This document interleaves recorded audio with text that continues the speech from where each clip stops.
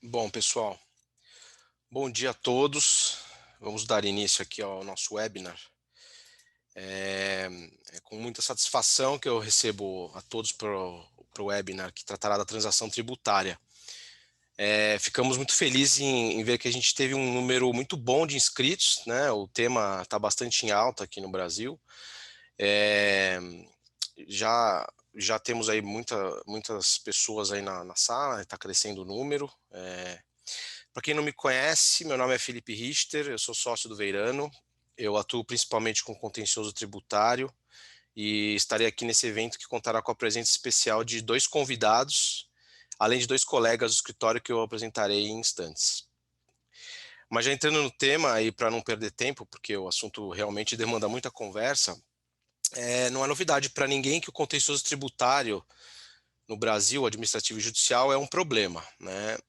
Muitos clientes estrangeiros ficam literalmente horrorizados com a quantidade de litígio das empresas locais, né?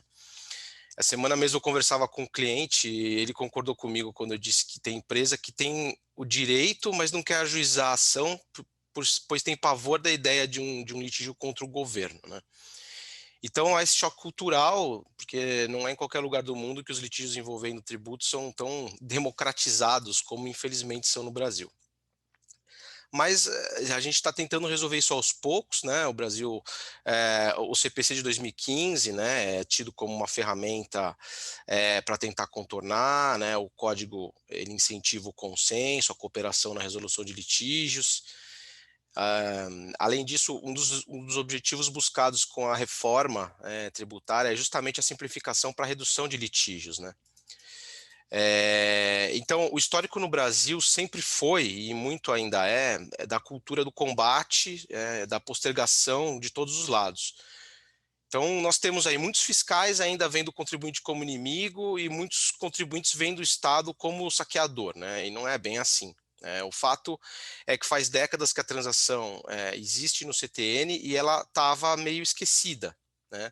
Ela não era promovida como uma política. Então, foi só agora que surgiu uma versão mais moderna.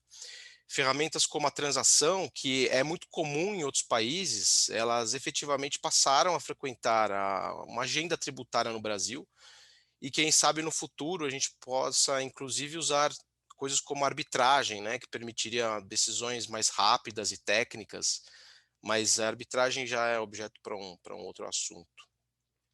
É, Enfim, o acerto de contas com o contribuinte com o governo de forma incentivada, ou seja, por meio de benefícios, ele era muito engessado no passado recente, né? Os incentivos à quitação, com reduções, né, os parcelamentos, etc., dependiam de todo o processo legislativo e dos percalços que vêm de carona com isso, né? Então, demorava muito, fica idas e vindas, o governo fala uma coisa, o Congresso outra, e isso demorava demais, né?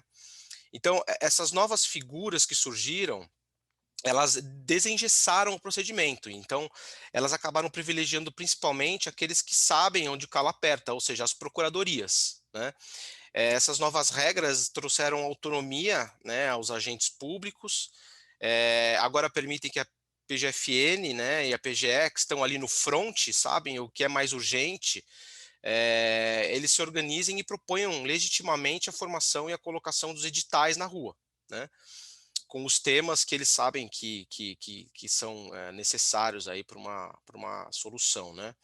Então, por isso, hoje o processo de concessão, né, por parte do Estado, ele está mais dinâmico e a gente começa a ver as coisas acontecendo na prática.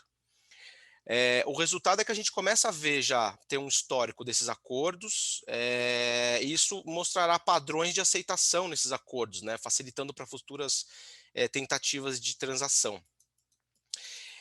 Hoje, em linhas gerais, tanto para a PGFN quanto para a PGE em São Paulo, a legislação permite basicamente dois tipos, né, de iniciativas, né, e de entradas na transação. A primeira é por adesão, ou seja, o fisco cria, né, estabelece lá as diretrizes e você, se quiser, faz adesão ou não. E a individual, que chama bastante atenção, né, em que o particular ou o próprio fisco traz planos específicos dentro de alguns limites. A transação tributária hoje, né, o que temos até aqui, ela tem focado no contribuinte que busca recuperar a regularidade fiscal e dar continuidade aos seus negócios.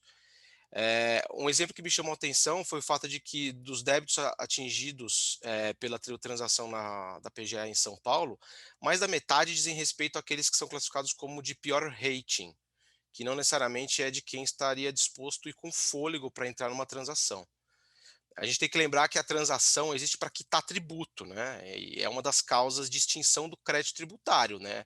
Tá lá, bem lá para cima, no inciso 3º já do artigo 156 do Código Tributário Nacional. Então, hoje, ainda a impressão, e os procuradores aqui confirmarão se isso é verdadeiro ou não, é a de que a maioria desses acordos diz respeito a empresas em maus lençóis, né, que estão ruim, né, financeiramente. Então, por conta disso, eu diria que ainda é pouco, né, o ideal é termos um palco para acordos mais maleáveis ainda, mas já é algum começo. Existem algumas exceções que serão comentadas aqui, né, além das transações por adesão, ou seja, discussões conhecidas como a do PLR recente, da PGFN, que pegam inclusive contribuintes bastante solventes.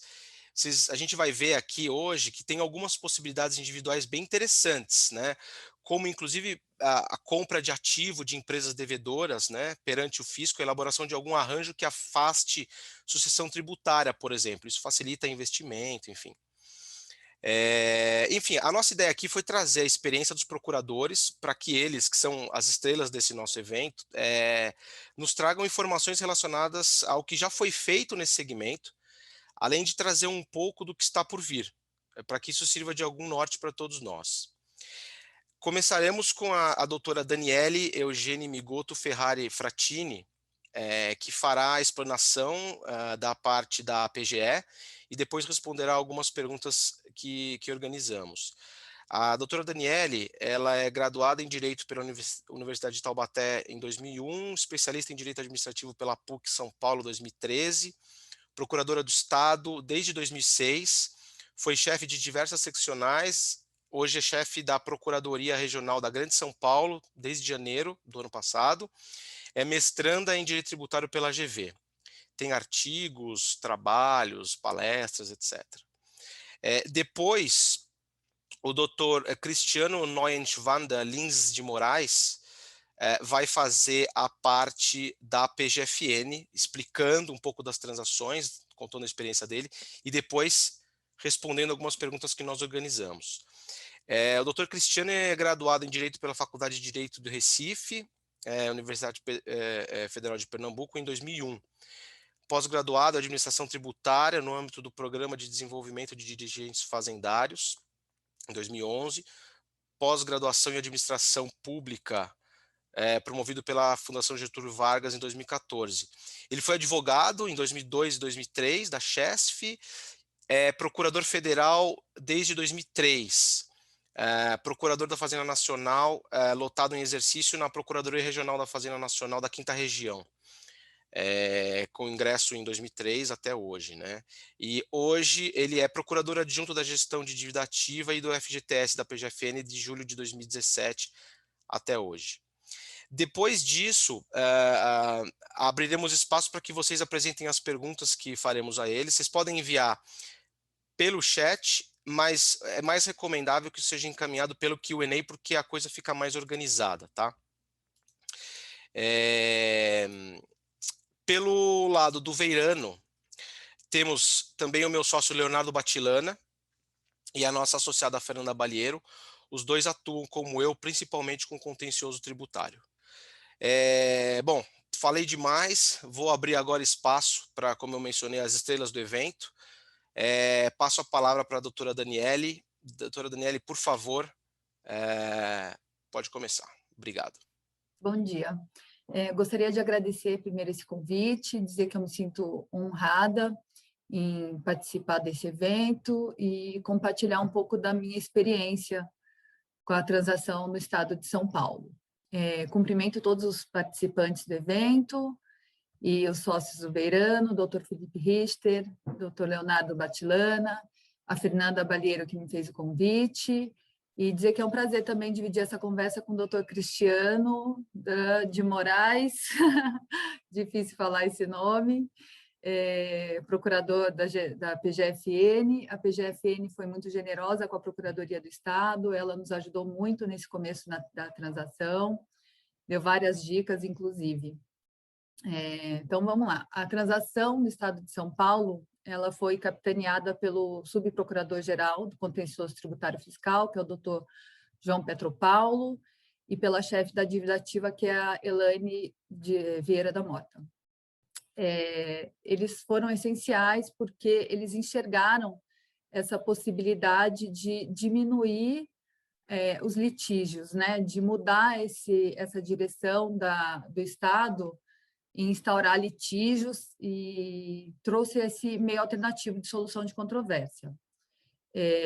A transação, ela afasta o poder judiciário e traz essa solução para o campo consensual.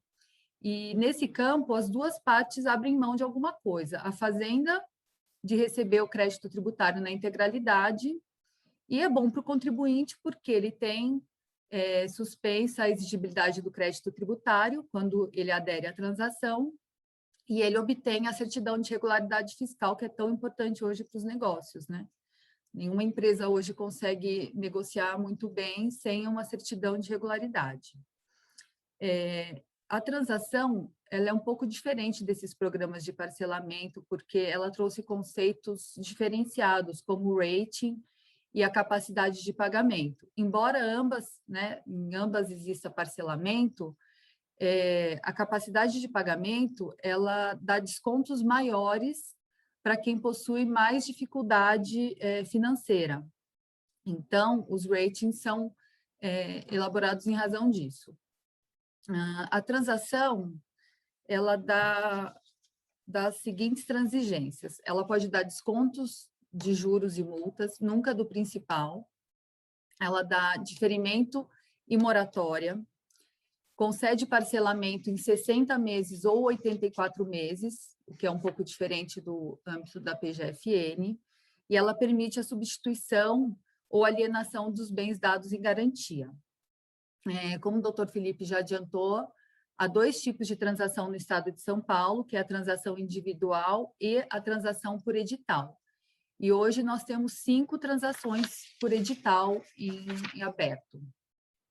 Quem tiver contemplado na transação por edital no Estado não pode propor a transação individual. Então, se o contribuinte ele se insere em um dos editais, ele não pode fazer a transação individual, mas qualquer outro motivo que o impeça de entrar numa transação por edital, ele pode propor a individual. E essa transação individual pode ser proposta tanto pelo contribuinte como pela Fazenda. Tá? Os descontos são concedidos em ordem inversamente proporcional ao grau de recuperabilidade. Então, dá mais descontos para quem tem menor chance de recuperação e dá menos descontos para quem tem maior chance de recuperação, melhor rating. Os critérios para conceder esses descontos são muito objetivos no âmbito da PGE. Então, tem uma pontuação, tudo isso está nas portarias, né? Portaria 20 de 2020, a resolução 27 de 2020, e então tem as garantias, o histórico de pagamento, o tempo de inscrição do débito da dívida ativa, tudo isso é contabilizado para se chegar ao rating do contribuinte. Então, por exemplo, o rating A, que é o contribuinte que tem maior chance de recuperação, ele tem a maior pontuação. E como que é aferida essa pontuação? Pela garantia, pelo histórico de pagamento, pelo tempo de inscrição em dívida ativa. Tá? Os contribuintes que estão na situação que são devedores contumazes não podem fazer a transação. E quem são eles? São aqueles que possuem 50% ou mais das suas obrigações tributárias não cumpridas nos últimos 5 anos. Sempre tem dúvidas sobre as garantias, né? As garantias que são aceitas pela Fazenda são os bens imóveis, fiança, seguro-garantia, depósito judicial e penhora em execução fiscal. a Fazenda não aceita, a PGE não aceita precatório, e não é possível fazer uma transação se tiver uma rompida nos últimos 2 anos. Quando o contribuinte vai fazer a proposta, ele deve indicar todos os débitos e as respectivas ações judiciais ou execuções fiscais que se referem a esses débitos. Tá?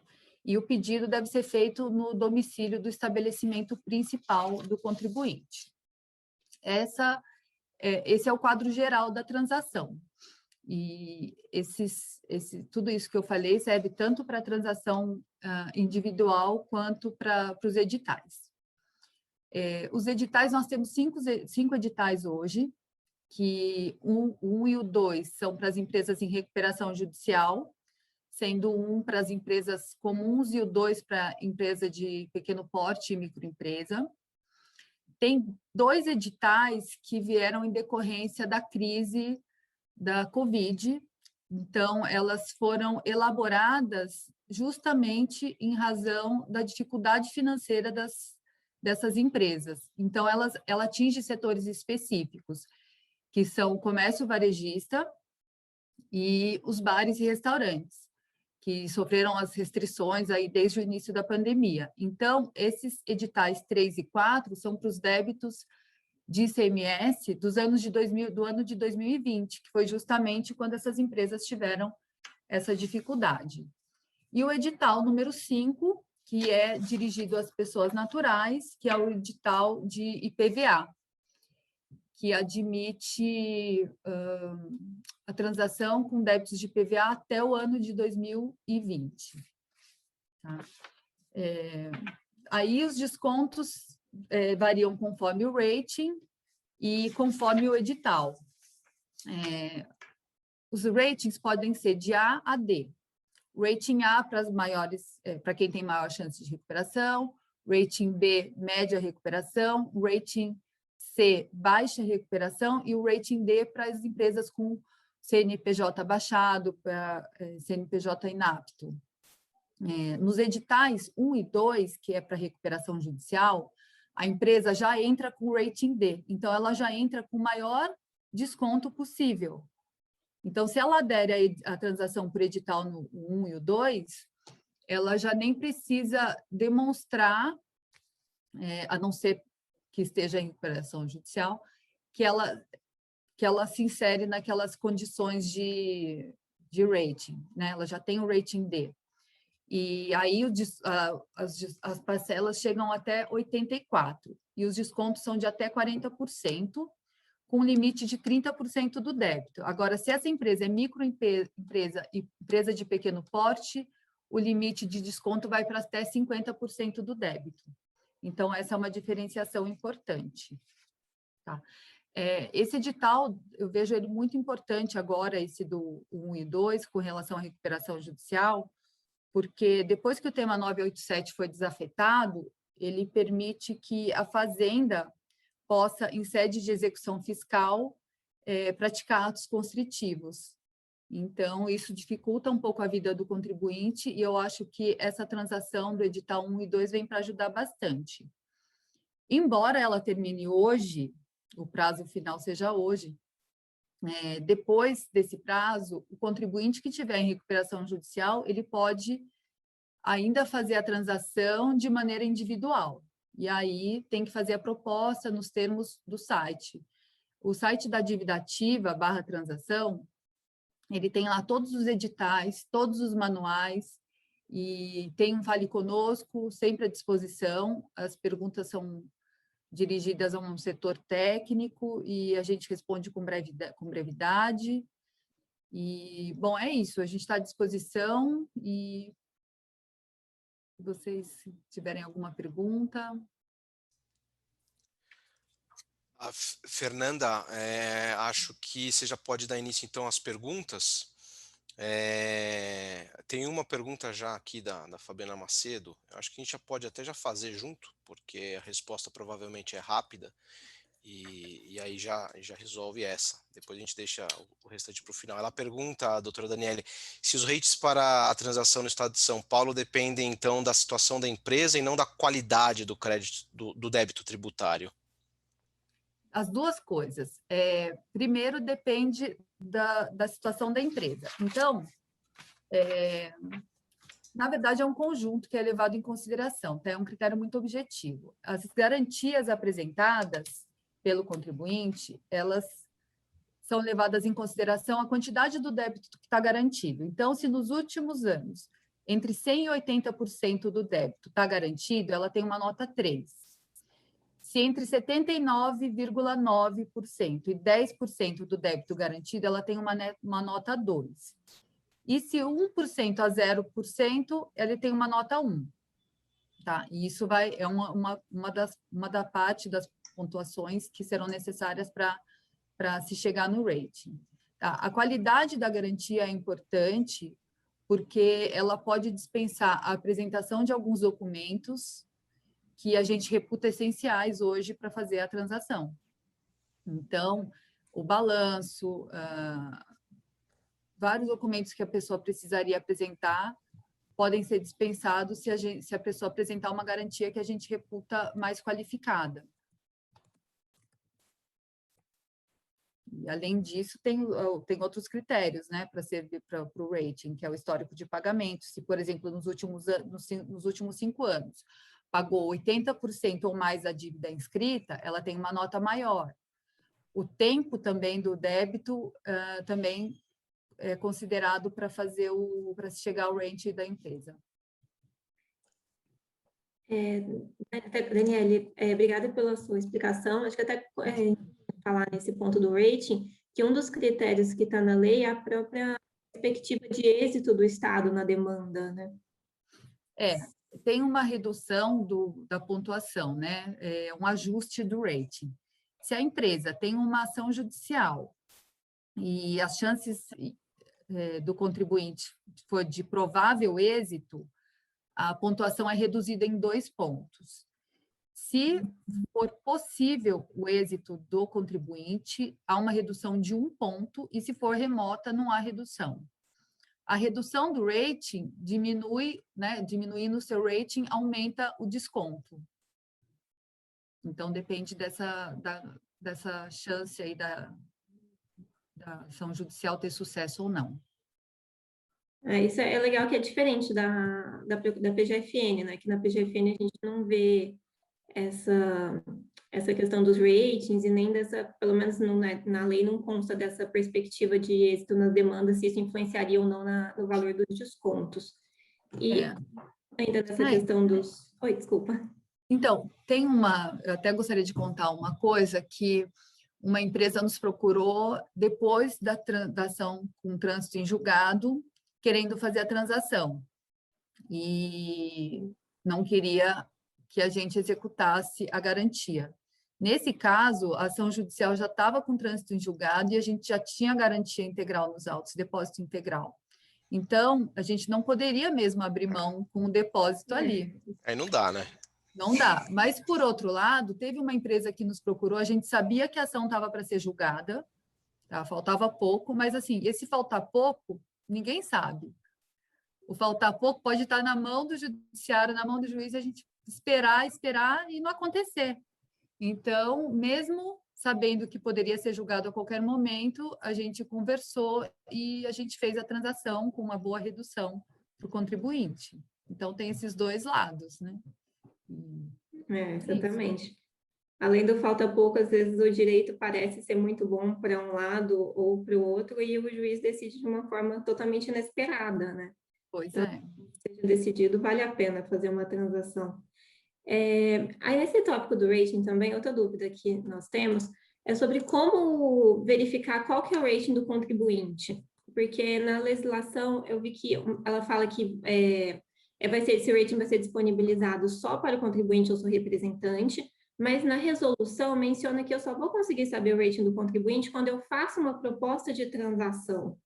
Isso. Se você puder esclarecer realmente, assim, só quando você faz a proposta, ou se eu estou pensando em fazer uma proposta, mas se eu quero saber meu rating antes para avaliar eventuais descontos, seria possível saber esse rating antes de formalizar uma proposta? Sim, você pode entrar em contato com a procuradoria e apresentar esse pedido do rating, né? Normalmente, o que as empresas fazem? Elas já apresentam uma proposta meio que condicionada ao rating que ela vai ter. E também tem essas conversas, né? A procuradoria está muito aberta sempre para conversar, pode mandar e-mail, a gente marca reunião e a gente verifica o rating. Esse rating não é disponibilizado anteriormente, porque a gente precisa das informações do contribuinte. Não tem como a gente falar qual é o rating dela se a gente...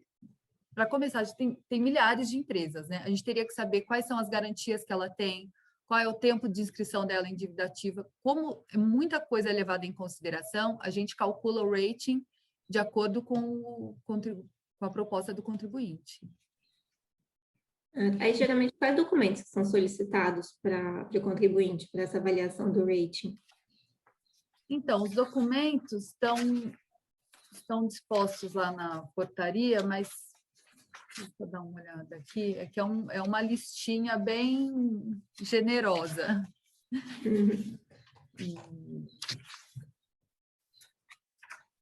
Eu vou ver se eu acho esses bens aqui.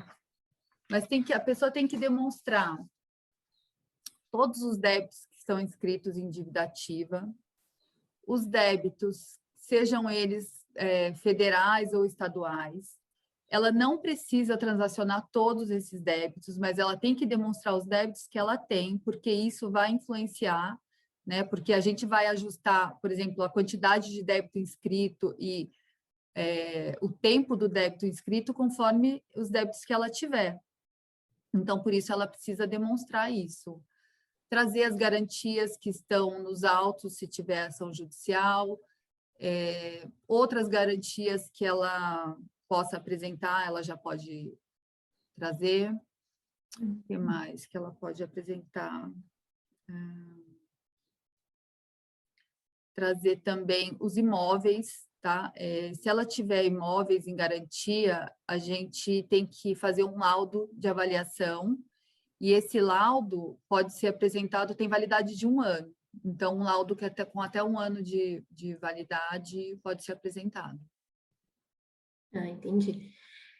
Outro ponto que seria interessante a gente discutir aqui você até mencionou as questões das garantias, né? A gente vê a transação individual, ela implica numa apresentação de garantia. E como você já mencionou na sua apresentação, você aceita imóveis, seguro-garantia, carta de fiança. Vocês utilizam a ordem da lei das execuções fiscais para esse aceite de garantia? E outro ponto que a gente viu, na lei não fala sobre a garantia, a aceitação de garantia de créditos do contribuinte. Então, seria possível o aceite de, por exemplo, os créditos acumulados de um contribuinte? Então, quanto à ordem de preferência, a ordem é conforme a liquidez da garantia. Tá? Então, a gente aceita depósito judicial, carta-fiança, seguro-garantia, imóveis, e aí sim vem os outros bens e direitos da ordem do artigo 11 da Lei de Execução Fiscal. Tá? Vai conforme a liquidez dessas garantias para a Fazenda. Então, outra coisa, o contribuinte, se ele tiver mais débitos conosco, ele não pode abrir mão dessa garantia enquanto os outros débitos não forem pagos. Tá?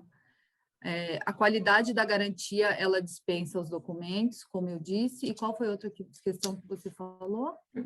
Se poderia ser aceito o crédito acumulado do contribuinte, porque aqui em São Paulo tem muito contribuinte que tem bastante crédito acumulado. Se esse crédito poderia ser aceito como garantia ou até mesmo como forma de pagamento da transação. Então, créditos líquidos e certos do proponente em desfavor do Estado, com decisão transitada em julgado, podem ser aceitas. tá? Mas o crédito acumulado... Esses créditos do não. Ecredac, por exemplo, tem um monte de contribuinte que tem lá créditos já solicitados, às vezes estão na fila para esperar, muitos contribuintes até ajuizam mandado de segurança para fazer com que o fisco resolva isso logo, né? Porque passou os 120 dias e tal.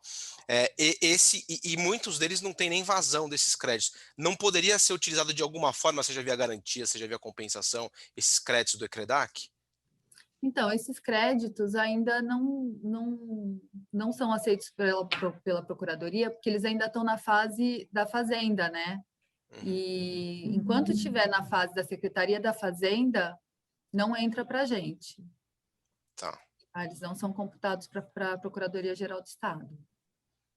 Tá, você visualiza eventualmente a Secretaria da Fazenda dando um carimbo, falar, a gente analisou, porque quando você entra com o pedido do Ecredac, vocês olham todas as declarações, né, avaliam a validade dos créditos, e aí só no final é dado o ok final ali pelo posto fiscal. Você visualiza isso num futuro, eventualmente as coisas se modernizando e você usando isso de alguma forma?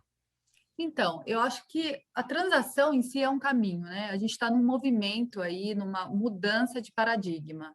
Acho que a gente está muito no começo, acho que ainda muita coisa pode ser feita, embora hoje a gente não aceite isso, porque, na verdade, quando esses créditos forem compensados, o débito vai mudar. Não vai mais ser aquele que foi inscrito em dívida ativa, vai ser um outro valor, vai ser um outro débito, na verdade. Mas eu acho que muita coisa pode mudar e, quem sabe, no futuro a gente consiga trazer novas soluções, né?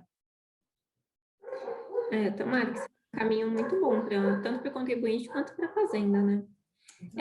Uma pergunta da Flávia Evangelista, no Q&A, que ela pergunta o seguinte, pelo que eu entendi, de acordo com a capacidade da empresa, o desconto poderá chegar a 80%. Todavia, esse desconto não atinge o principal. O parâmetro será mantido, mesmo que isso possa levar à não quitação pelo particular, no caso de empresas em recuperação judicial? Não, na verdade, o desconto ele chega a 40%, tá? E o que eu falei de 80% é do débito garantido. Os descontos são de 40%, e o limite chega a 30% do débito se for empresa de pequeno porte ou microempresa. Tá? É isso. E acho que só para a gente passar depois para o federal, eu queria só que você falasse para a gente, Daniel, como é que está o panorama das transações já realizadas no Estado? Se você pudesse falar um pouco de quantas transações individuais já foram realizadas, qual que é o valor envolvido, e se eu vi que a lei prevê que as transações poderão ser disponibilizadas e publicadas, mas até o momento isso ainda não aconteceu, né? Se você tem uma previsão de quando isso vai ocorrer, se o contribuinte eventualmente mandar um e-mail para vocês, se ele consegue ter essas informações sobre as transações já realizadas, quais os tipos de garantias oferecidas. Sim. E, por último, acho que já complementando, se a PGE já pensou em próximos editais, já tem algumas ideias na cabeça para próximos editais de transação. Tá, vamos começar então. A PGE já pensou em publicar os dados das transações, tá? Só que a gente ainda não sabe onde e como que a gente vai publicar esses dados, porque a gente depende de anuência do próprio contribuinte, né? LGPD está aí, a gente tem vários documentos que ele apresenta que podem não ser do interesse dele que venha a público, e a gente tem esse respeito com o contribuinte de não divulgar essas informações. Então, a gente tem que pensar muito bem como que a gente vai dar publicidade a essas transações. Mas a gente tem um número, sim. Hoje, a gente já tem... Olha, última vez que eu vi os dados de 21 de junho. 4.796 transações já foram efetuadas. Individuais foram 9 transações, mas que chegam a um valor de 133 milhões. Foram 4.700 transações de IPVA, que realmente é o que a gente achava que mais aconteceria mesmo, e ajuda muito, porque embora não arrecade muito, reduz muito a litigiosidade. São quase 4.700 ações que praticamente a gente deixa de responder ou de ajuizar. Foram 8 em recuperação judicial, mas hoje acaba, só que continua aí disponível por meio da transação individual. Então, um total aí de 150 milhões de reais transacionados. E tem uma previsão, sim, de um novo edital, que são para as empresas com rating D, mas ainda não tenho informação de como vai ser, qual vai ser o público atingido. Eu sei que é para as empresas de rating D. Que bom. Mais uma pergunta aqui da Renata Parri, que ela queria entender qual que é o trâmite processual para a formalização e conclusão da garantia. Se tem um tempo médio para análise da Procuradoria e, quando o pedido é indeferido, se a Procuradoria emite uma decisão fundamentada. Sim. As garantias, depende, né? Se for garantia carta-fiança, seguro-garantia, penhora em execução fiscal ou em ação judicial, ela tem que apresentar nos autos judiciais, pelo menos um dos débitos transacionados tem que estar ajuizados. Tá? A gente só aceita a transação de débito inscrito, mas ele pode não estar ajuizado se um débito, pelo menos, estiver ajuizado. Tá? É uma condição. E as garantias podem ser apresentadas nos autos judiciais ou para a Fazenda. A análise da Procuradoria é bem rápida, é feito um expediente administrativo, é encaminhado para o chefe da unidade, que aqui na Grande São Paulo sou eu, no caso, e eu me manifesto em até 7 dias, e de acordo com o rating que eu já pergunto antes para a chefe da dívida ativa, ela já me informa e eu me manifesto. Se precisar de complementação de documentação, a gente entra em contato com o contribuinte para ele complementar. Tá? Todas as decisões são fundamentadas, a gente tem um checklist que a gente apresenta para o contribuinte. Olha, você preencheu aqui, não preencheu aqui, por isso que está faltando isso ou aquilo. Então, vai esse checklist mostrando para ele tudo que ele teve aceito ou que ele não teve. E tem a possibilidade de recurso da minha decisão para a chefe da dívida ativa e da dívida ativa para a Procuradora-Geral do Estado. Excelente, Daniela, acho que está super claro. Muito obrigada pela explicação, pelas respostas. Felipe, você quer falar um pouco antes do Dr. Cristiano fazer a apresentação dele? Não, acho que está claríssimo. Doutora Daniela, obrigado. O Fernando também pelas perguntas. Vamos passar agora, então, para o doutor Cristiano, que vai fazer a parte da PGFN. Depois o Leonardo vai fazer as perguntas. E vocês podem continuar mandando as perguntas, e muitas delas vieram aí, acabaram sendo bem no tema que estava sendo conversado, então a gente nem jogou lá para o final, já respondeu direto, ficou mais dinâmico. Então, por favor, doutor Cristiano, com a palavra. Bom dia a todos, né? Eu inicialmente aqui agradeço bastante o convite e a oportunidade de estar tendo essa conversa com vocês hoje, né? Agradeço aqui em especial o Felipe, a Fernanda, né? O Leonardo, né? E cumprimento também a colega Daniele, né? E vamos aqui conversar um pouquinho sobre, vou até extrapolar um pouquinho o tema, né? A gente fala transação, mas eu vou falar um pouco mais de, digamos assim, soluções consensuais, né? Entre o fisco e os contribuintes. Então, vou tentar fazer uma apresentação um pouco mais, digamos assim, um overview de possibilidades e fundamentos, tentar explicar de onde surgiu, né, como é que foi, qual é o sentido, e depois a gente passa deixa aqui aberto para qualquer pergunta ou complementação e detalhamento que seja necessário. Tá? Eu também não vou repetir o que já foi falado pelo Felipe, pela Daniele, né, e abordado pela Fernanda aqui, vou tentar fazer aqui uma complementação, né? Então, vamos lá. A gente realmente, de fato, temos ainda um sistema tributário que ele é caracterizado pelo seu caráter conflituoso, né? Então, isso é muito marcante, né? Todo o interprocedimental, principalmente antes da lei de transação, ele estava estruturado na lógica do conflito. O contribuinte recebia uma notificação para se defender, né? Uma auto-infração, não tinha um espaço, uma conversa, a fiscalização tinha esse viés punitivo. O contribuinte já recebe a primeira notificação com prazo para ele se defender, né? Depois tem todo o trâmite do PAF, chegava na PGFN ou nas procuradorias, e a missão das procuradorias era inscrever a dívida ativa o mais rápido possível e ajuizar a execução o mais rápido possível.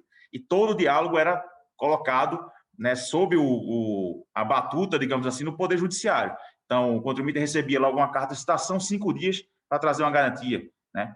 E não tinha espaço para se fazer nenhum tipo de arranjo. Toda a lógica estava estruturada para se executar o mais rápido possível. Então, com isso, o que a gente conseguiu? A gente conseguiu saturar o sistema judiciário de execuções fiscais, né? Eu sempre digo que o problema da execução fiscal foi criado pelos credores. Os credores saturaram o sistema da justiça com execuções fadadas ao insucesso. Com isso, tornaram a vida de quem queria fugir mais fácil e tornaram a vida de quem queria se regularizar mais difícil, né? Foi ruim para todo mundo, foi um pede-pede. Então, esse aqui era o cenário que a gente tinha. E aqui dentro da PGFN, a gente chegou a um momento em que ficou muito claro para toda a organização que esse modelo estava exaurido e precisava de uma mudança urgente, né? E, nesse sentido, a gente revisou todos os nossos processos de trabalho, né, e fomos introduzindo aos poucos algumas mudanças, né? E aí veio o PRDI, né, que é o período de revisão da dívida inscrita, né, que hoje ele paralisa a cobrança, né? Se o contribuinte entrar com o PRDI no prazo, alegando algum vício, a gente não vai ajuizar a execução. Acabou aquela história de envelopamento, né, que quem está na área tributária um tempo sabe como era, né, como se resolvia um pedido de revisão, um pagamento anterior. Isso a PGFN acabou, né? Oferta antecipada de garantia também está aí, não precisa mais daquela cautelar, daquela correria para levar uma garantia para o contribuinte atrás de uma certidão. Então, isso acabou, né? E isso foi fruto desse um movimento muito grande aqui. Não foi fácil, né? Existe um problema cultural. Quando a gente trouxe a ideia da transação, que já tinha sido tentada lá em 2008, né, e foi muito rechaçada, a gente colocou a ideia da transação dentro aqui do Ministério. Não foi fácil fazer a transação virar uma medida provisória, tá? Mas o Ministério da Economia entendeu que o projeto era meritório, né, e assim deu seguimento, né? Saiu uma medida provisória que o Congresso aperfeiçoou e virou lei em abril do ano passado, né? E com essa lei eu digo que ela é um marco de uma mudança, né? Ela é um marco de uma mudança que veio sendo introduzida aos poucos, né? E veio também o negócio jurídico processual, que eu vou falar um pouco também dele aqui, né? Mas eu acho que o marco realmente, o que é significativo, né? E a gente pode considerar como mais robusto, né? O programa mais robusto, né? Que significa essa mudança de paradigma, a lei de transação tributária.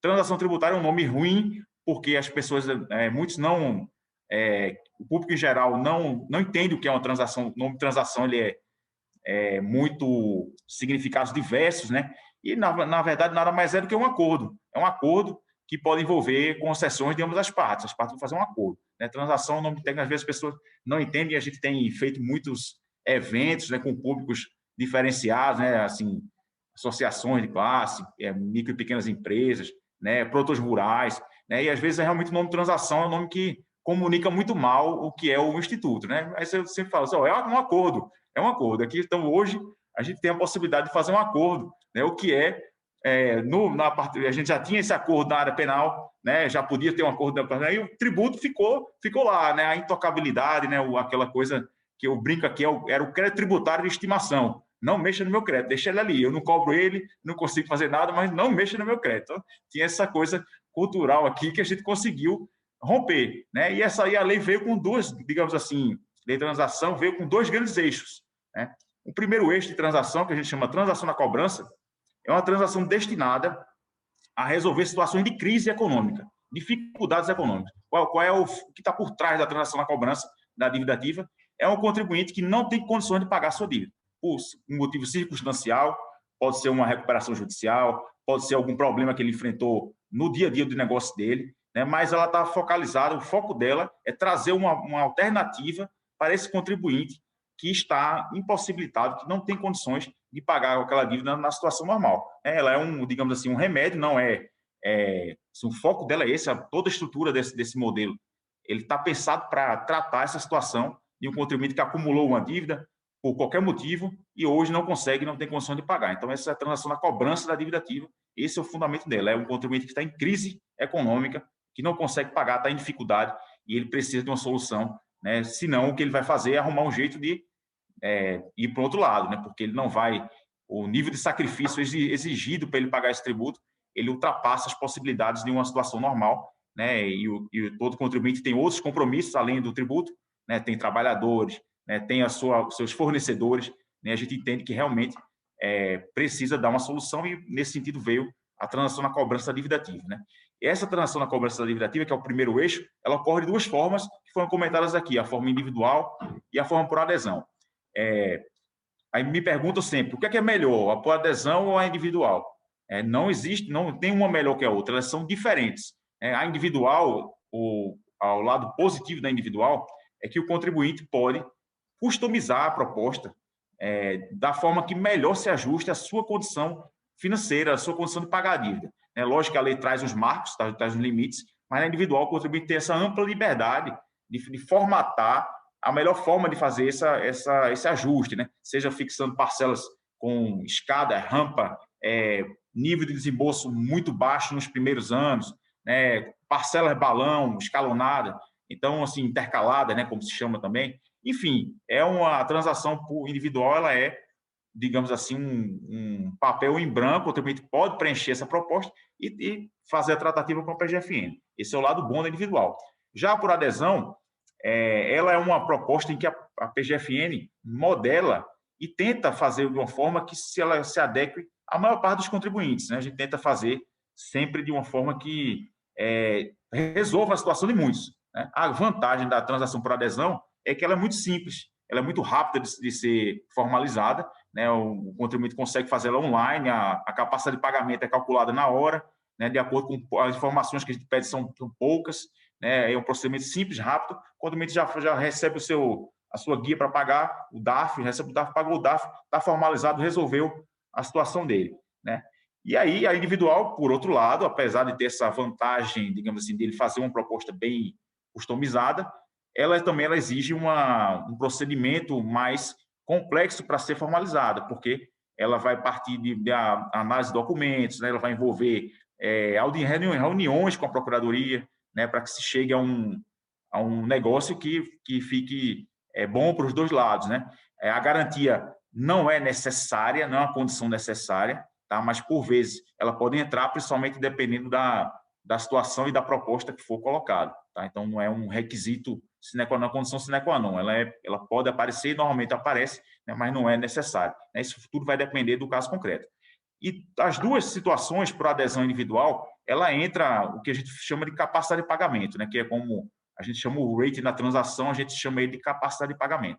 A nossa, digamos assim, inspiração para fazer essa forma de fazer a transação foi lá a experiência lá norte-americana, né? A gente pegou, estudou como se faz lá, lógico que a gente não trouxe, a gente adaptou para a nossa realidade, porque o fisco americano tem outras prerrogativas e outra lógica, eles trabalham com a lógica de pedir, que exigir que o contribuinte pegue o empréstimo para pagar o tributo, de colocar que o contribuinte venda todo o seu patrimônio para pagar o tributo. Então, eles partem de outra premissa. A nossa premissa foi encontrar uma condição que a gente consiga fazer a empresa voltar para a situação de regularidade, foi viabilizar. Então, a gente olha muito o fluxo financeiro da empresa, a capacidade de pagar, né? A gente não exige tanto essa liquidação, encerramento, liquidação patrimonial, a gente não entrou nessa situação, tá? Mas a capacidade de pagamento, ela tem, digamos assim, duas formas de ser feita. Uma primeira forma é o que a gente chama de capacidade de pagamento estimada, né? Que a PGFN estima através de variáveis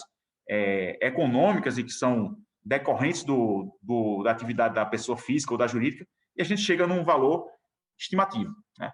Essa forma de fazer, ela é sujeita a um procedimento que o contribuinte pode pedir, que se chama revisão da capacidade de pagamento, né? Se o contribuinte pedir a revisão de capacidade de pagamento, a gente vai para a CAPAG real, né? Na CAPAG real, aí se exige uma documentação, a gente vai realmente no detalhe para chegar na capacidade de pagamento da empresa. É uma comparação tipo lucro presumido versus lucro real. A CAPAG nossa estimativa é como se fosse um lucro presumido. Então, a gente faz um cálculo para o contribuinte vai ver, opa, para mim, faz sentido para mim essa capacidade de pagamento? Então, sigo minha vida, facilitou o processo, né? Simplificou o processo. Não, essa forma que a PGFN fez superestimou a minha capacidade de pagar a dívida. Superestimei, então beleza, então vamos para a sua CAPAG real, como se fosse lucro real. Então, vamos agora olhar, vamos olhar balanço, fluxo de caixa, todas a parte que envolve as operações do contribuinte, os demais compromissos. Então, é um procedimento que convive com o outro, né? Então, aquela coisa, qual que é a melhor? Vai depender do contribuinte. Não é uma coisa não é melhor que a outra, é mesmo dilema que o contribuinte fica entre partir para regimes simplificados ou regimes reais, né? Então, são esclarecimentos importantes sobre isso. Isso tudo que eu falei agora é o primeiro eixo da transação, né? A transação da cobrança da dívida ativa, né? Que como falei, para o contribuinte que está numa situação de crise, que não está conseguindo pagar seus tributos. Tem um outro eixo, que esse eixo eu acho que é até o eixo mais, digamos assim, um grau de inovação, é um grau de inovação maior do que o primeiro, porque esse outro eixo ele vem para tratar uma situação que ela é o retrato são os litígios que decorrem da complexidade do nosso sistema tributário, né? São divergências interpretativas entre os contribuintes e o fisco que geram autuações em grandes empresas, autuações muito altas, muito pesadas, né? Que são frutos de divergências interpretativas que decorrem realmente da complexidade da legislação. São as famosas teses tributárias, né? A gente chama lá na lei, chamou de transação no contencioso, de teses relevantes e controvérsias relevantes e disseminadas. Nada mais é do que aquela situação de zona cinzenta no ordenamento jurídico. Aqui toda empresa, por mais qualificado que seja o seu corpo contábil e jurídico, vai terminar se deparando com um conflito desse, porque o sistema realmente ele induz essas divergências interpretativas dentro da Receita Federal, dentro da Procuradoria. As pessoas, por vezes, não se entendem, têm divergência de entendimento, quanto mais isso para o lado de fora, que os contribuintes que são os destinatários da legislação também passam pelo mesmo dilema e aí ocorre esse choque de interpretação e que resulta em autuações bem pesadas, né? Então, esse outro eixo é o que a gente chama da transação do contencioso, né? E que teve o primeiro edital publicado, que foi o edital do PLR, né? Que foi uma situação dessa. Tá? Então, esse aí, eu acho que ele ainda tem muito é um campo bem vasto a ser explorado, tá? Existem inúmeras possibilidades. Um detalhe é que ele só pode ser feito por adesão, tá? E aí vem uma pergunta, por que esse aí não pode individual, né? Essa foi uma discussão que a gente enfrentou muito durante o desenho do programa, né? E preocupações diversas quanto a eventual quebra de isonomia, ou eventualmente, através da transação, criar um regime tributário específico para um contribuinte que o outro que faz a mesma atividade, porventura, não tenha, e aí se coloca questões concorrenciais. Então, como a gente, para tentar endereçar esse problema, fixou que a do contencioso é só por adesão, porque aí se abre o edital e todo mundo fica sujeito na mesma oportunidade, no mesmo momento, a ingressar ou não, né, conforme a sua avaliação de risco, né? O que a gente também sempre coloca é que essa transação contencioso, ela tem digamos assim, um tempo para acontecer, né? Porque essa tese ela tem que estar ainda sem uma inclinação nem para um lado do contribuinte, nem para um lado do fisco, né? Porque se chegar um momento que o contribuinte avaliar que a chance dele ganhar é muito grande, a tese na justiça, ele não vai fazer a solução do contencioso, né? E da mesma forma, se o fisco tiver uma situação em que a jurisprudência está toda inclinada para o lado da tese do fisco, também ele fica numa posição sem, né, digamos assim, perde um pouco a vantajosidade do Instituto. Então, os conflitos têm que ser...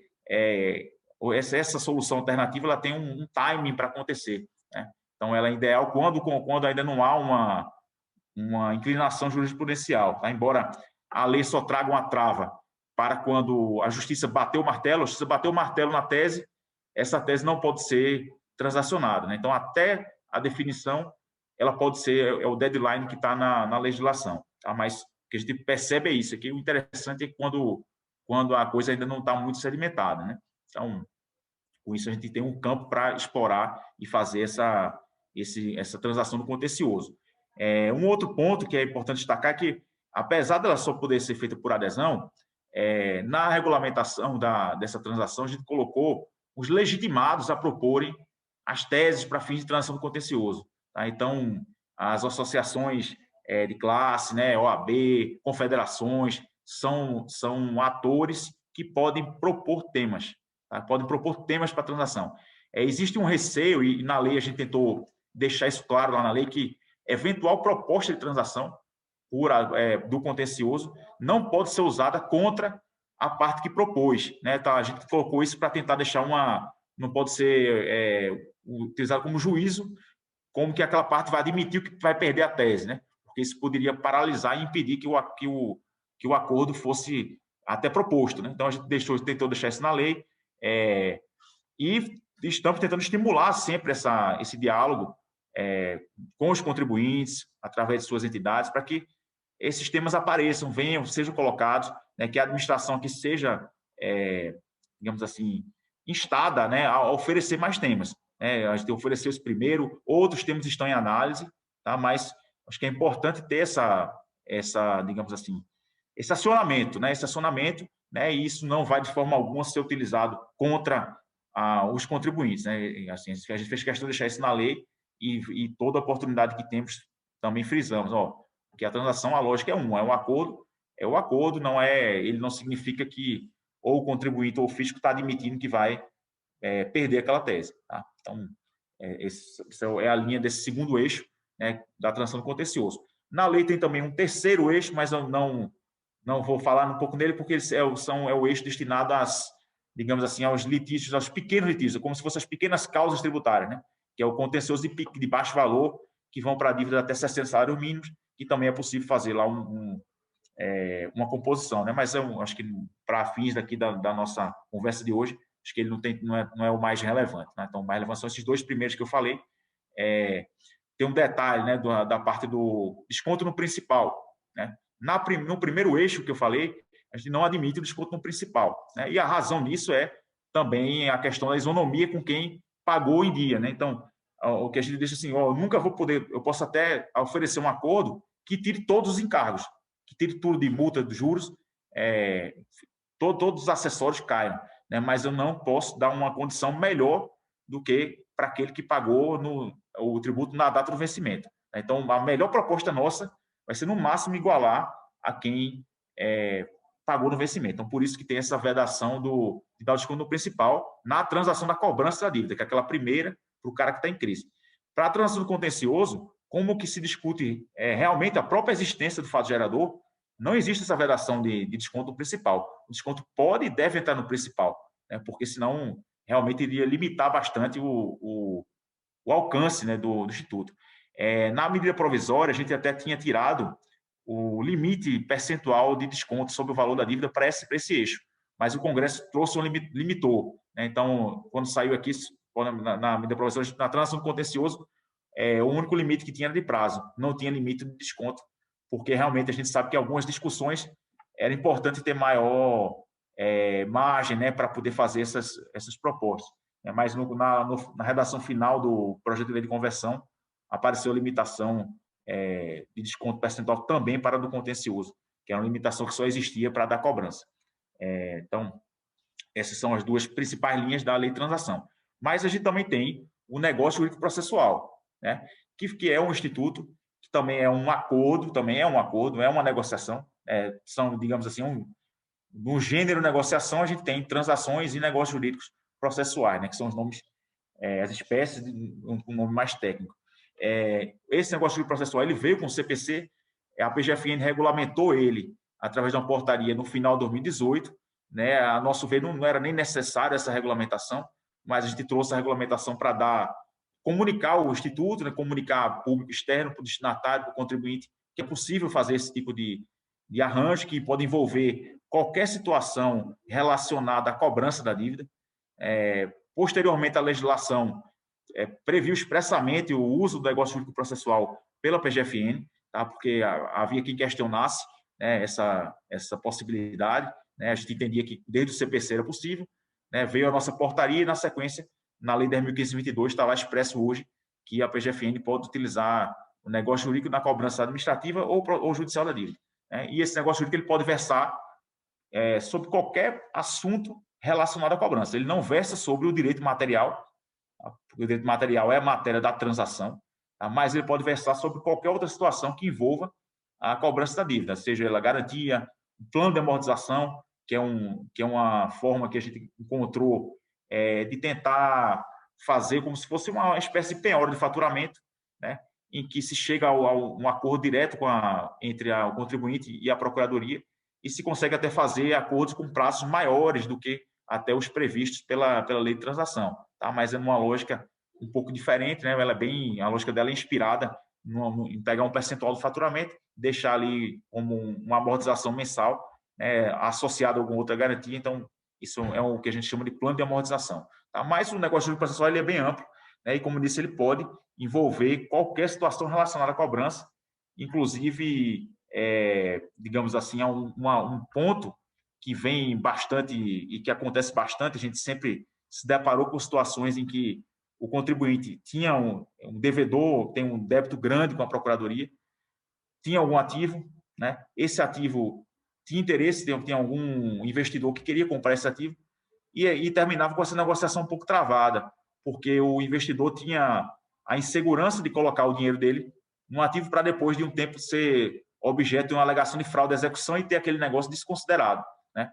Então, uma outra situação em que a gente tem utilizado o negócio jurídico processual é para dar segurança jurídica a esse negócio. Então, nesse desenho, o contribuinte que tem débito, o investidor e a PGFN assinam um instrumento, e nesse instrumento, esse negócio é colocado, o investidor faz o pagamento na forma acordada, no valor que ele chegou em cima do que vale o bem. Esse pagamento vai para pagar a dívida, né, e aí baixa a dívida do devedor, do proprietário, e, do outro lado, o investidor sai com a segurança no instrumento firmado, né, que aquele negócio não vai ser de nenhuma forma colocado em dúvida ou alegado a sua ineficácia, tá? Porque toda a situação foi tratada e foi feito esse arranjo. Tá? Então, esses são, digamos assim, acordos com a PGFN, são essas 3 espécies. Em termos de números, na transação, a gente tem números assim que a gente considera bem expressivos, né? A gente ultrapassou a marca dos 100 bi negociados, envolvendo mais de 350 mil acordos formalizados, a sua grande maioria por adesão, mas também com muitos acordos individuais. Todo acordo individual que a gente faz, na lei, a gente está expresso na legislação que a gente tem que deixar o termo no nosso site. Os dados sigilosos, todos eles são tarjados, né? Não aparece nenhum dado sigiloso, mas os termos estão todos no nosso site. Às vezes demora um pouco para o termo ir para o site, porque é feito esse trabalho, que é um trabalho minucioso de tarjar eventual dado sigiloso, né, que consta do termo. Mas os termos estão lá. E, além disso, a gente tem buscado fazer digamos assim, uma publicidade ativa em cima da transação. A cada transação individual formada, aqui a gente entende que é um fato a ser celebrado, né? E isso faz com que a PGFN poste uma notícia na página do Ministério da Economia e na página da PGFN, noticiando que aquele acordo foi firmado com determinada empresa. Por vezes, a gente colhe até um aspas do representante da empresa, né, para que ele fale como foi a experiência dele com a transação, qual foi a situação que ele encontrou, o que ele achou. Então, a opinião do contribuinte sai junto à notícia, e a gente tem feito isso, buscar fazer isso com toda a transação individual. Alguns contribuintes preferem não falar, mas a gente respeita, né, a opção dele, mas sempre a gente oferece essa possibilidade, né, de sair junto na declaração não só oficial do órgão, mas também do contribuinte, porque o acordo realmente foi construído pelas duas partes. Então, a gente entende que é uma coisa boa para todo mundo, e isso também acho que ajuda a mudar essa cultura, né, que existia do litígio, né, através desses exemplos, desses casos, em que a gente vem buscando dar a maior divulgação possível.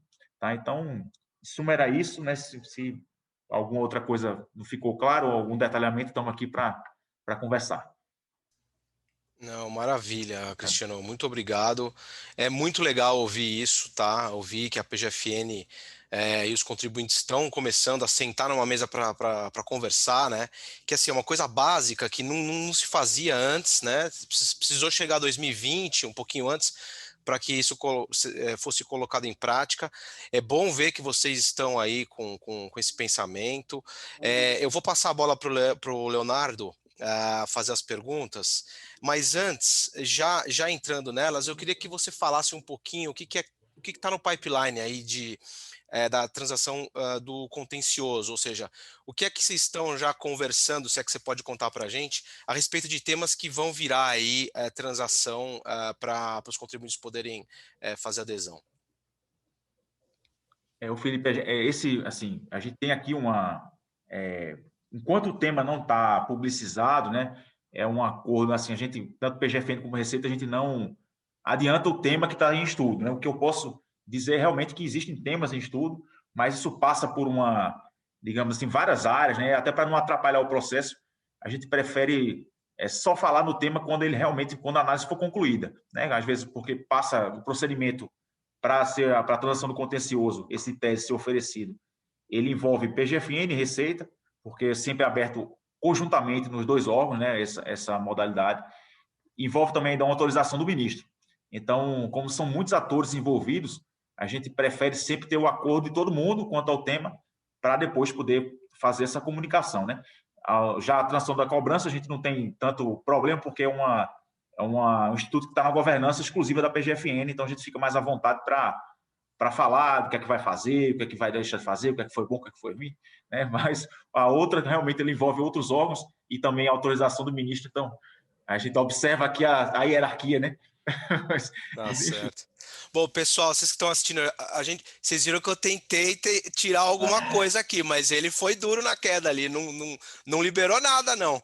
Léo, toca aí, vai.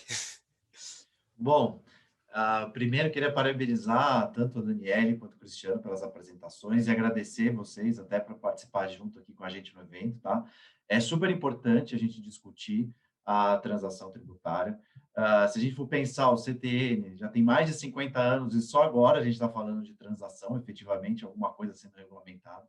E é muito importante essas nossas discussões aqui, né? Porque acho que desde que eu comecei a atuar com direito tributário, sempre foi a PGFN ou o Procurador do Estado, o município, sempre existia um embate, né, com contribuintes, os advogados. Acho que a ideia era sempre uma ideia de conflito, porque é trabalhar em contencioso mesmo. E acho que isso está sendo um paradigma e está havendo uma mudança que eu acho que é botar as partes em negociação, sentar na mesma mesa, conversar, ver o que é bom para as partes. E eu até estava vendo outro dia um outro evento de transação e a própria PGFN falando que nem todos a capacidade de pagamento dos contribuintes e a regularidade, hoje, tanto do CNPJ e CPF, são muito grandes. Então, acho que a transação ela vem para aqueles bons contribuintes, para aqueles que querem regularizar a sua situação, seja pela incapacidade de pagamento por algum ano, por alguma forma, e que queiram pagar o débito e regularizar aquela situação. Logicamente, tem casos que existem disputas, existem teses, existem divergências entre as partes, mas acho que a transação ela vem para resolver isso, né? Então, nem vou ficar me alongando aqui Eu tinha separado algumas perguntas para o Cristiano, prometo que não vão ser muito complicadas, tá, Cristiano? Só que eu vou passar delas, a gente tem algumas perguntas já do nosso público e eu vou passar deles na frente, porque eu acho que o interesse de todos aqui é que as respostas deles sejam respondidas por vocês, as perguntas deles, né? Então, tem a primeira pergunta aqui da Camila Souza, ela perguntou, que eu acho que é justamente da transação dos débitos com exigibilidade suspensa 10 anos, que o prazo de adesão, inclusive, é hoje, né? Ela faz uma pergunta se é necessária uma decisão suspendendo o débito ou se pode contar o prazo de 10 anos a partir da data do depósito judicial. Bem, Camila, esse edital ele é bem específico e ele trata exclusivamente da situação em que existe uma decisão judicial suspendendo a exigibilidade da dívida, tá? Então, situação de débito garantido por um depósito, apesar de o depósito suspender a exigibilidade, mas não é a hipótese que está retratada nesse edital, que realmente o prazo dele termina hoje. Aí esse aí não tem prorrogação dele não, viu? Mas isso aí isso adianta, esse aí não vai ser prorrogado, tá? Tá, vou partindo para outra pergunta aqui da Gabriela Loss. Ela pergunta se existe alguma possibilidade de se vocês já pensaram em alguma alternativa para a utilização de prejuízo fiscal em base de cálculo negativo da CCL. Porque existem alguns projetos já em andamento, novo parcelamento, e se a gente for pensar, programas de parcelamento, eles estão inseridos nas próximas etapas da própria reforma tributária, né? Que é o que a gente ouve falar nas notícias, né? Que vai ter um passaporte tributário. Então, a gente queria ouvir um pouco de vocês, o que vocês acham? Se existe alguma possibilidade, ou eventualmente numa transação individual, utilizar a questão dos prejuízos? Gabriela, existe sim algumas, digamos assim, a gente sabe que a lei da transação é nova, né? Mas existe sim diversas iniciativas e pontos em que a PGFN estuda para aprimorar a legislação de transação tributária, tá? E a total abertura nossa quanto a esses aprimoramentos, tá? Um dos pontos que realmente vem sendo colocado bastante é o de uso de prejuízo fiscal e base de cálculo negativa, né? Isso está em análise. Dentro dessa proposta que o Leonardo comentou da reforma tributária, existe o que o nosso ministro chama de passaporte tributário, né? O passaporte tributário, na concepção aqui do Ministério, era uma ampliação, digamos assim, uma melhoria da transação tributária, era uma transação incorporando os aprimoramentos, né? Era uma forma de pegar mais temas e colocar, né, digamos assim, de uma vez só, entendeu? Fazer digamos assim, uma grande abertura, entendeu? Através dessa lei desse passaporte, você pegar digamos, um sistema tipo, por exemplo, PIS/COFINS, né, em que a gente teve muito problema no creditamento, entendeu? Pegar várias situações que trouxeram problemas e encapsular dentro desse passaporte, trazendo uma outra melhoria pontual da transação. Então, essa é a ideia. Mas, lógico que o Congresso também tem as suas, digamos assim, pretensões e projetos, né? A casa é soberana, né? E a gente está aqui dialogando. Existe, sim, projetos de lei em andamento que trazem reabertura do que a gente chama de refis. O posicionamento da PGFN da Receita todo mundo conhece, que é contrário a esses programas, né? A gente entende que o caminho realmente é o da transação, porque o que se falava sempre no refis era, né, o que se usava como fundamento do refis era, não, as empresas estão quebradas, não estão conseguindo pagar. Ou então, tem muita tese aí que não faz sentido, que a gente foi autuado. Então, a gente entende que e era onde o refis, tecnicamente, seria justificado, né? Mas o que acontecia na prática é que entrava, o refis ele é dado de uma forma genérica, né, linear, desconto linear, genérico, ele não tem digamos, essas condicionantes, apesar de constarem das justificativas de todos os projetos de lei de refis, elas nunca apareceram na lei, né? Elas sempre ficaram no justificativo, mas na lei a condicionante nunca apareceu. Então, a gente trouxe, então, o nosso entendimento transação resolve, vamos aprimorar a transação? Beleza, abertura total. Esse prazo aqui tá curto, aumenta. Esse padrão de desconto aqui pode aumentar um pouquinho. Beleza, né? Tem um crédito de não sei das quantas que a gente queria usar. Vamos começar, né? Então, para fazer esse tipo de coisa, a gente tem total abertura e é interesse nosso aprimorar o sistema. A gente sabe que o Instituto, ele começou, mas todo Instituto, a gente não tem a pretensão de achar que a lei é perfeita e nem poderia ser, né? Ela tem que ser realmente aprimorada. Então, tá aí o refis, o que eu tranquilizo todos os contribuintes saiu o refis, ninguém está preso, a transação não é uma cadeia, ninguém está preso na transação. Tá? Então, se fizer hoje e depois vier uma coisa melhor, a gente vai permitir, vai migrar para coisa melhor, entendeu? Não tem pegadinha aqui. Tá? Então, pode ficar todos tranquilos, o problema das empresas é hoje, se vier um projeto mais na frente, que traga uma coisa mais interessante, beleza, foi bom enquanto durou, né? Digamos assim, o acordo de transação. Como todo acordo, né, tem que ser bom enquanto dura. Exatamente. Eu acho que você acabou respondendo a pergunta que a gente acabou de receber aqui do nosso colega do Fábio Barrichello, perguntando justamente da possibilidade de migração num eventual programa de parcelamento mais vantajoso. Tá? Eu queria fazer só uma outra pergunta, e eu acho que relacionada à transação do contencioso, e essa pergunta também foi feita aqui pela nossa colega, que é a Fabiana Macedo. Se nesse tipo de programa, se a gente vai incluir todos os débitos que a empresa tem, ou só aqueles que estão em litígio, ou seja, tem débitos que ainda não foram nem lançados pelo fisco da matéria relacionada à PLR, se todos eles vão ter que incluir, independentemente de existir qualquer lançamento ou não. Essa pergunta é bem interessante, né? A gente tem, até me foge até agora um pouco como é que está lá no edital, né? Mas o escopo da transação do contencioso é pegar a tese, né? Se aquele crédito não foi ainda constituído definitivamente, mas o contribuinte tem uma situação envolvendo ela, eu entendo que, em princípio, isso não está excluído do raio de ação dessa transação, porque realmente o foco dela é pegar a tese, né? Então, mas tem que ver realmente como é que está no edital essa previsão, tá? Se o edital foi restrito ao que já que já tem lançamento formalizado, tá? E ver. Mas eu entendo que a restrição vai depender do edital, né?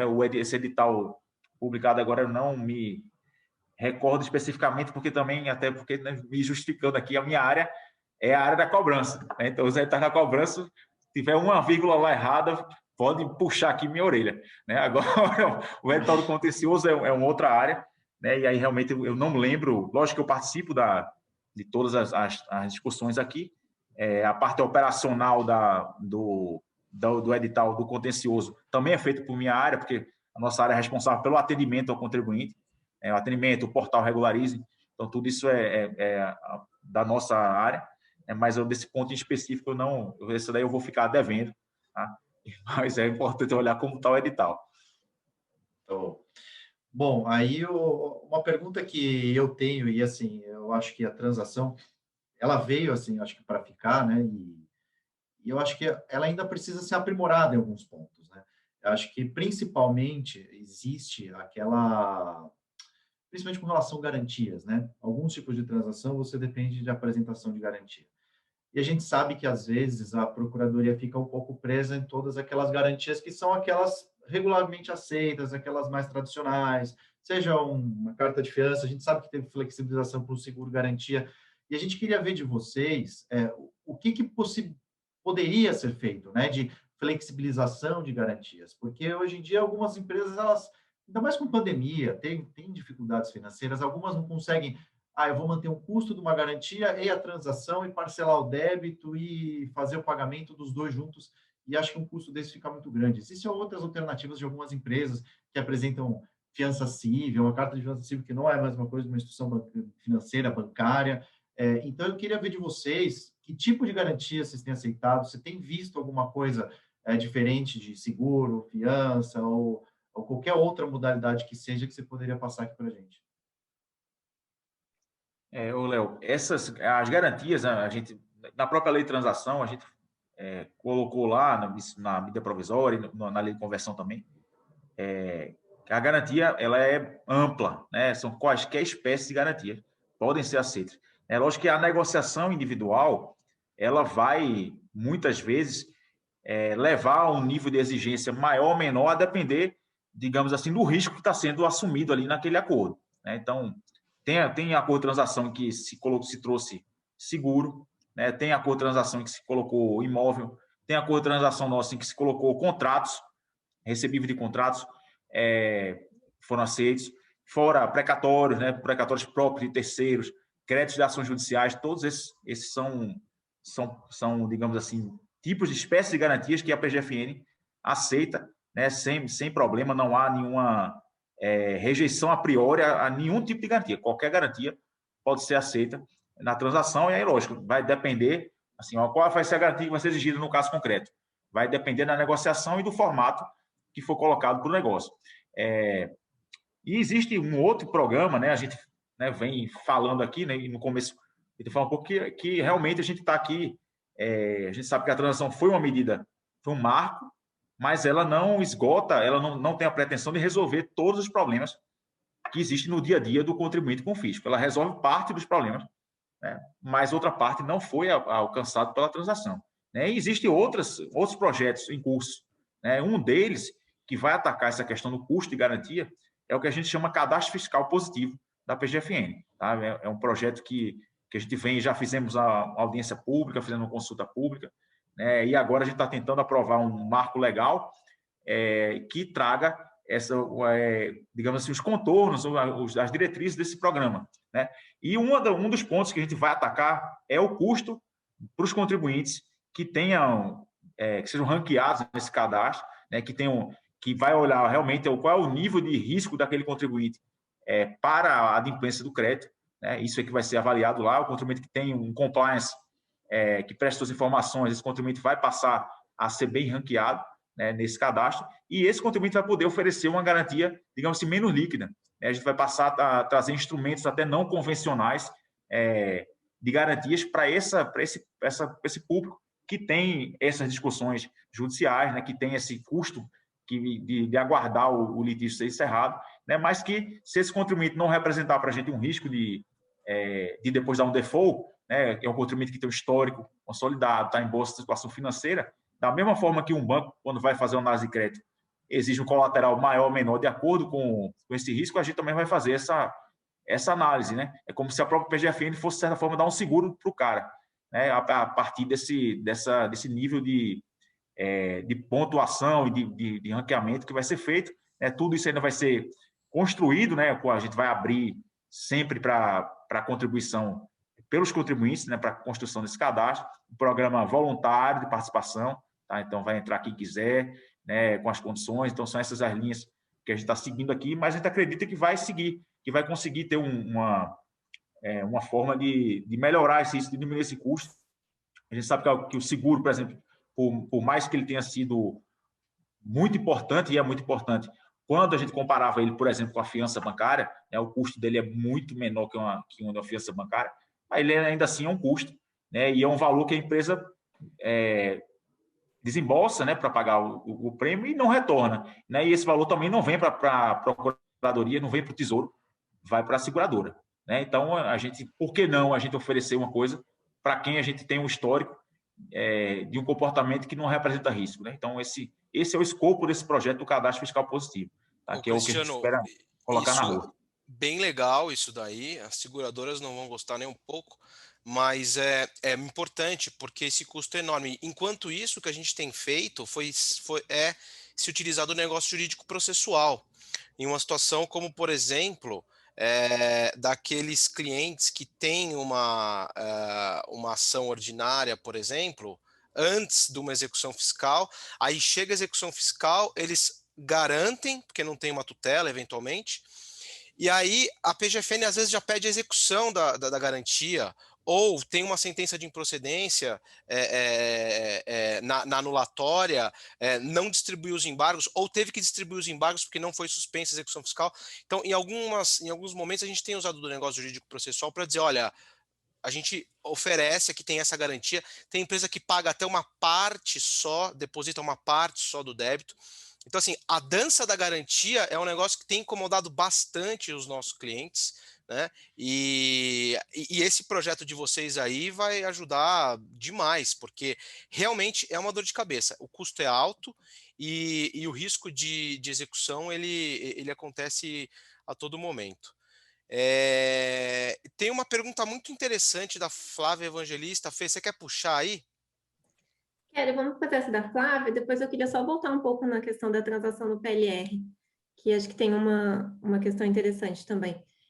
A Flávia pergunta aqui sobre a forma de pagamento, se a forma de pagamento com a PGFN pode ser realizada mediante apresentação de proposta de investimento em solo brasileiro, no caso de empresas que estão interessadas em investir no Brasil por meio da aquisição de ativos já existentes no país, em que há pendências dessas empresas. Aí ela cita aqui o exemplo do caso Ford.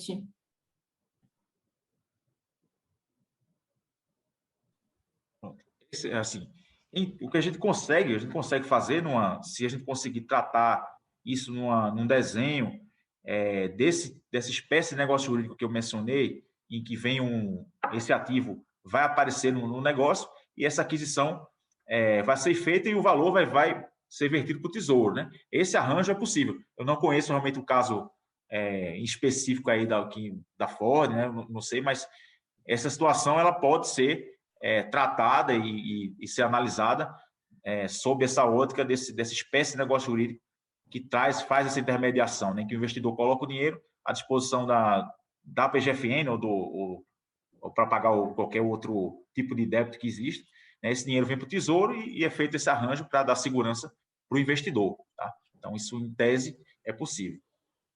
Uhum. Muito interessante. Cristiano, posso te fazer uma pergunta aqui, aproveitando? A questão da inscrição de dívida ativa. A gente sabe que muito da transação, da cobrança, ela está vinculada com a Procuradoria da Fazenda Nacional, porque vocês estão na atividade de vocês, a atividade da cobrança e não a atividade prévia.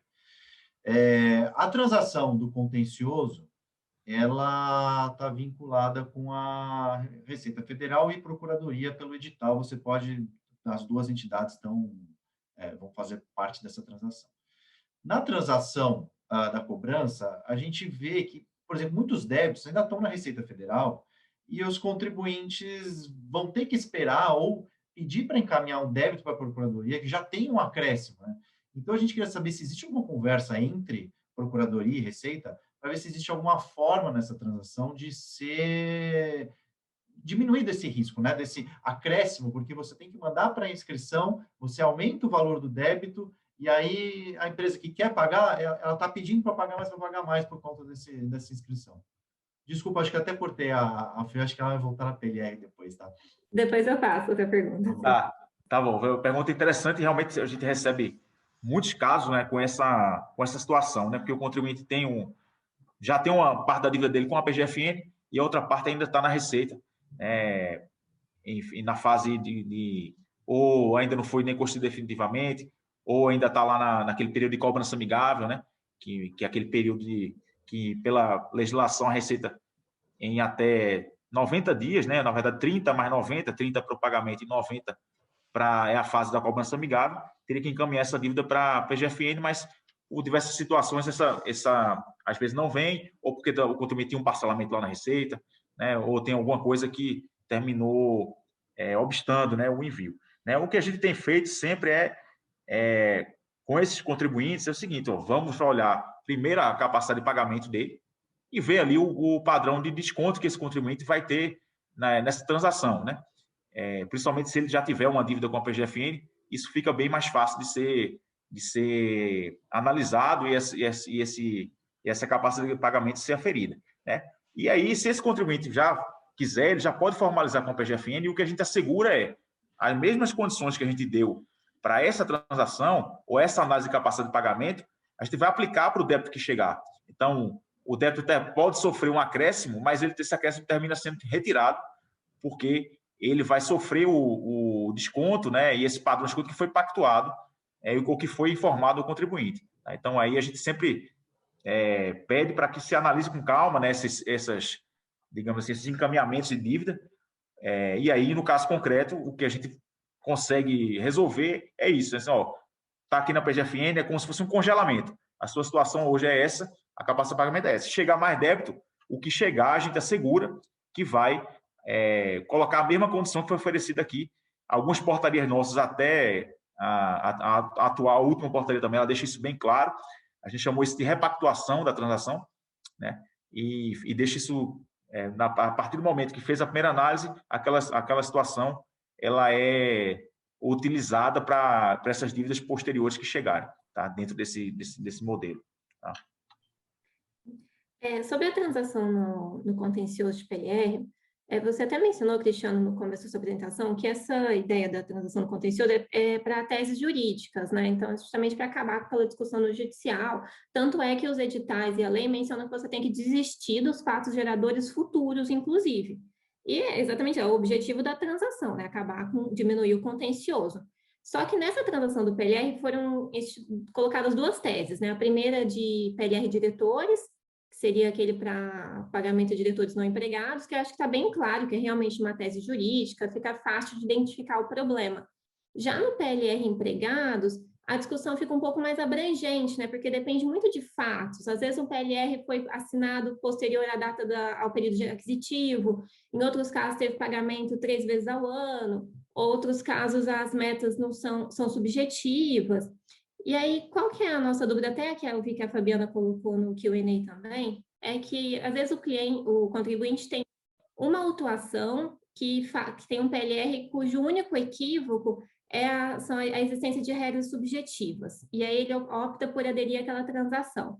Só que os próximos PLRs dele ele mudou o PLR, ele percebeu que aquele PLR antigo realmente tinha um equívoco, mas os próximos PLRs ele seguiu todas as regras no entendimento do contribuinte, né? Que aí, óbvio, que às vezes tem uma discussão com a Fazenda.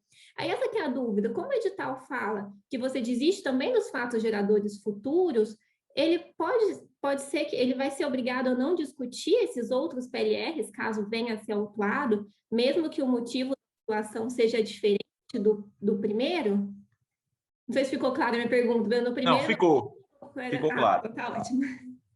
É o seguinte, né? Assim, nesse caso do PLR, e é uma situação que a gente tem outros exemplos também que aconteceu isso, houve uma mudança de legislação, né?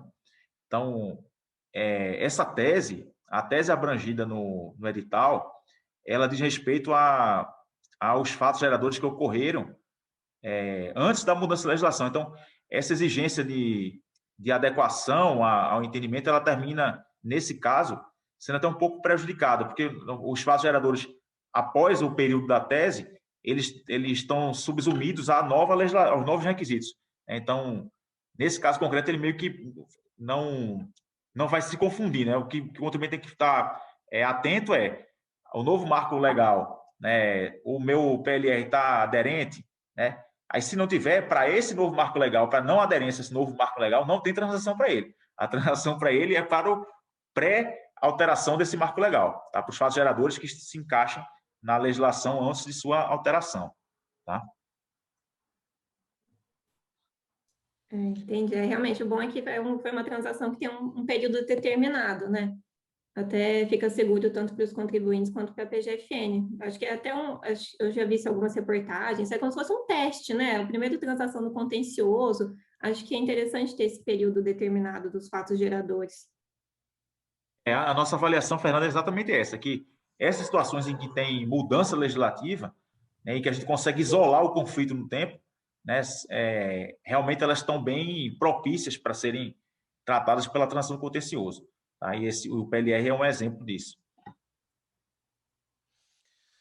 Bom, gente, a gente já estourou o nosso tempo, né? Nosso webinar estava programado até as 10h30, já passamos 5 minutos. Eu queria agradecer imensamente aí a doutora Daniele, ao doutor Cristiano, Fernanda e o Leonardo também. Foi muito legal ter a experiência de vocês aqui com a gente. Ainda tem uma outra pergunta, a gente vai tentar responder depois individualmente, mas em benefício do tempo eu queria agradecer mais uma vez e deixar aí para vocês, caso queiram ter alguma consideração final aí. Eu não sei, Leonardo, Fernanda, fiquem à vontade. Não, eu queria, de novo, agradecer a presença dos dois, eu acho que foi super importante, e os esclarecimentos que vocês prestaram aqui foram excelentes, eu acho que cada vez mais deixa mais clara a intenção da Procuradoria, e, novamente, fica aqui o agradecimento ao escritório. Exatamente, acho que só repito a palavra dos meus colegas, agradecer muito pela presença de vocês, pela presença dos seus convidados. Acho que eu sou bastante entusiasta da transação, desses meios novos de resolução de conflito, que eu acho que faz bem para todo mundo, tanto para a fazenda, para o contribuinte, todo mundo acaba economizando de uma forma ou de outra. Bom, gostaria de agradecer o convite, agradecer a todos vocês aí pela participação e falar que a Procuradoria está aberta para conversa, para reunião, podem me procurar também. É só um começo, eu acredito que é um movimento que tende a crescer e acredito que a consensualidade agora é o mote do tributário, sabe? Acho que a gente tem que deixar para trás esse passado conflituoso de litígio e eu acho que tende a melhorar, né? Todo o começo ele fica mesmo mais amarrado, principalmente porque a gente depende muito ainda do legislativo, de autorização legislativa para várias coisas, e é isso. Eu também agradeço aqui mais uma vez a oportunidade, né, de ter essa conversa aqui com todos vocês a PGFN está aqui realmente sempre à disposição, a nossa Procuradoria Regional aí também está à disposição, aqui em Brasília também, né, eu acho que estamos aí em São Paulo muito bem representados pelos nossos colegas, que têm feito muitos acordos, né, de transação, negócio processual. Então, acho que vocês estão do lado, né, de uma unidade bem, digamos assim, que abraçou muito essa causa da transação. Então, estamos à disposição. Obrigado e bom dia a todos. Bom, pessoal, o Verano está à disposição de vocês para qualquer ajuda com relação ao tema e outros semelhantes. Eu vou declarar aqui encerrado o nosso webinar e agradecendo a participação de todos vocês. Valeu, um abraço, gente. Tchau, tchau. Tchau, obrigado. Tchau.